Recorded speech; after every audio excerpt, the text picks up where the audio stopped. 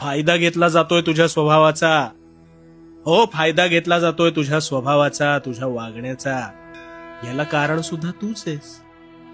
आता तुला वाटेल ते कसं?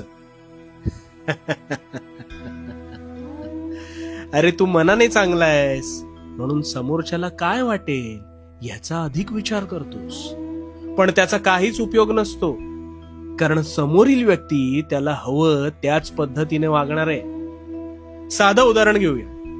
विस्तवावर दूध उकळायला ठेवलंस तर काही वेळाने ते दूध उकळू लागतं. पण जर विस्तव बंदच केला नाहीस तर ते तुला काय वाटेल म्हणून तसंच राहतं का? नाही ना. दूध त्याचा स्वभाव सोडत नाही आणि बाहेर वाहून जातं. आता ह्यातून तुला काय कळलं? अरे स्वतःचा स्वभाव हा कधी सोडायचा नाही. इतरांचा इतका सुद्धा विचार करायचा नाही